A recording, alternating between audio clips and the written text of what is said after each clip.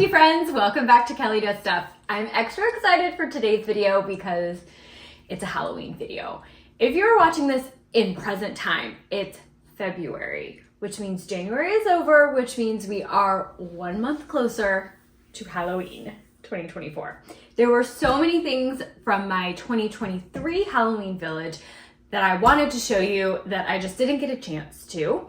So in celebration of being 1 month closer to Halloween, this year, I thought I'd show you my trick-or-treat lane section of my Halloween village from last year. Now, I kind of still think of 2023's village as this year's village, but then also refer to 2024 as this year's village. It makes sense and it doesn't make sense. But I'm mentioning that because in the video, if I'm like, this year, I mean 2023.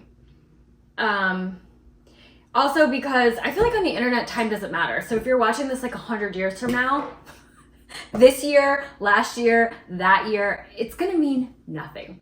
Anyway, so here it is, my setting up my trick-or-treat lane village for, the section of my Halloween village trick-or-treat lane for 2023.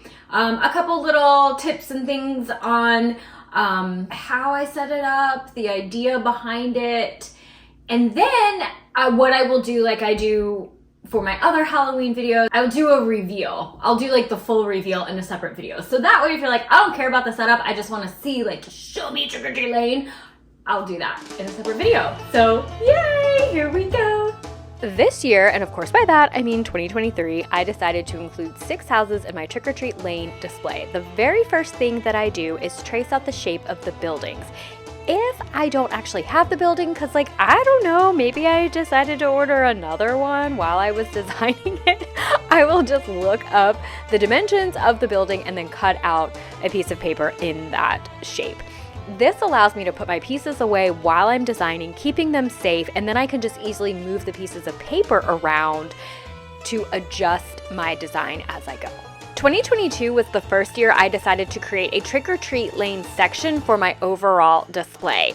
And I had so much fun for each individual platform that was going to go with each individual house, experimenting with different looks. Some of the houses had rundown lawns, some of them had very manicured lawns, some had fences and brick walls. And it was a lot of fun, but kind of disjointed. So for 2023, I really wanted the neighborhood to look very cohesive. I wanted all of the houses to look like they were part of the same neighborhood. So I redesigned all of my platforms. I created steps leading up to each house, and then for the front of the styrofoam, I created a brick face that would tie all of the houses together, giving us that cohesion. Brilliant. I know, round of applause. I am using a pen here to create my brick pattern. There are some wonderful hot wire tools that will allow you to create brick pattern, cobblestones, do all sorts of texturing and detail with your styrofoam. I do have a tutorial on that if you are interested. However, if you've hung out with me before, you know that most often I'm reaching for a dull pencil or pen to create my pattern. If you decide to use a pen or pencil, definitely use an XPS foam versus that white EPS foam. The EPS foam just kind of crumbles and won't take the impression really well. If you want to use the EPS foam, then I would recommend using a hot wire tool. Now, before you paint, make sure that you're adding some texture to that brick pattern. So that way you're going to get a lot of that depth coming through when you go in with your lighter and lighter shades of dry brushing. For this brick, I'm doing a gray brick. Of course, you could do red brick or any type of brick that you want. I use a rock that's really rough and textured and just roll it on top of the styrofoam. I've covered this technique in many of my videos. You could also use a piece of rolled up aluminum foil. And you're just gonna get a little bit of paint on the brush and go lighter and lighter with each layer, and you're gonna start to see those details pop. Okay, spooky friends, we all know it's not truly Halloween until you've sufficiently scared yourself, and I decided to terrify myself by painting my styrofoam green so that way I could give all of my houses some nice green grass. And I can sense your panic. You're like, that's a horrible idea. It's fall, we need fall colors. I had this idea that since it was a safe neighborhood for trick-or-treating, maybe they had all these pretty manicured lawns. So I could paint the green styrofoam and then add the green grass, and then I could go in with the fall colors. And I know what you guys are thinking.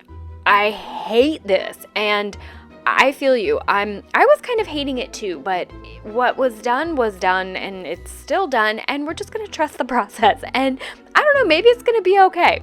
We'll find out together. Once the horrifying green paint was dry, I applied this glue from Woodland Scenics, and this is to be used with another product from Woodland Scenics, which is their static tool that allows you to apply grass so that it looks like it's standing up like actual blades of grass. Now, if you're familiar with this tool, you may notice that something is missing. When I went to go use this, I couldn't find the cord and the actual attachment that makes this tool work like static so that the grass actually stands up, and typical me fashion, I was like, yeah, it's fine. I'm too impatient to look for it. I'll just sprinkle it like this. This grass was pretty short, so it didn't make it different, but it's a fantastic tool when used properly for taller blades of grass, like if you were going to have like a meadow or a field.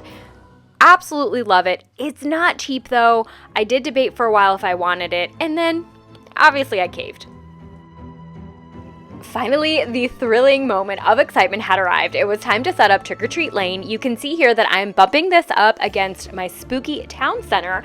I am able to use my base platforms that I made in 2022. Definitely had to add more scary green paint, upped the scary factor by doing it inside of my house. Always an A+ decision there.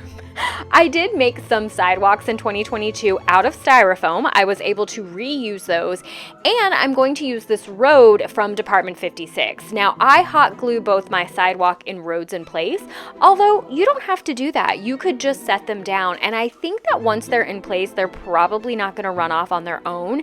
However, it is Halloween, and stranger things have happened. If you do want to glue them into place, don't worry. It's not a long-term commitment. You can actually pull those sidewalks and road back up and replace them. And that's exactly what I did from 2022 to 2023.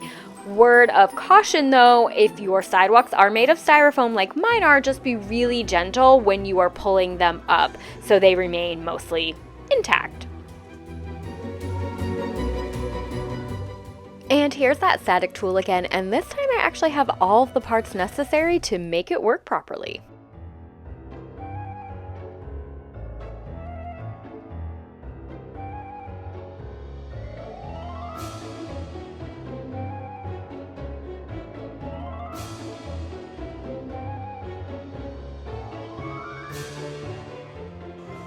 All of the houses are in place, and I know what you guys are thinking. I hate it. I know, me too. It is way too much green. I was kind of panicking and then also reminding myself that we're going to trust the Halloween process. We're going to put those fall colors in. We're going to get those leaves in. It's going to be fine, but super not a fan right now.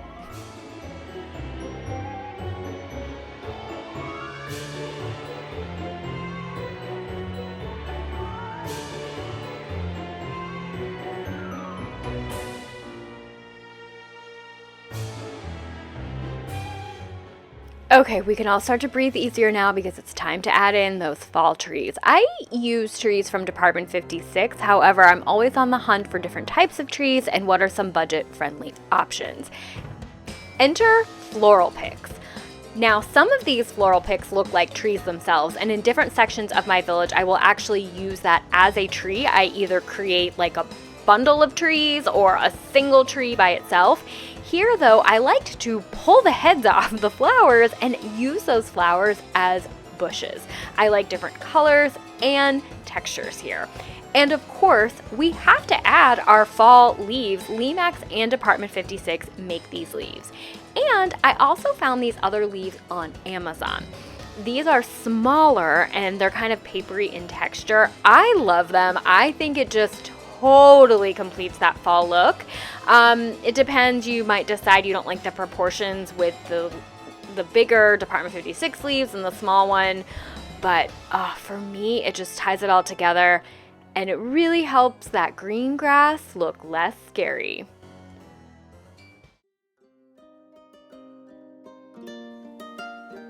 And with that, the trick-or-treat lane section of my village is complete. And I only wish that I could shrink down and just walk down trick-or-treat lane. You don't even have to give me candy. I'll definitely dress up though. Halloween is still so far away, but you know what? We're 1 month closer than we were. Thank you so much for watching. Please consider liking, subscribing, sharing with friends. Keep creating, you guys. I look forward to seeing you next time.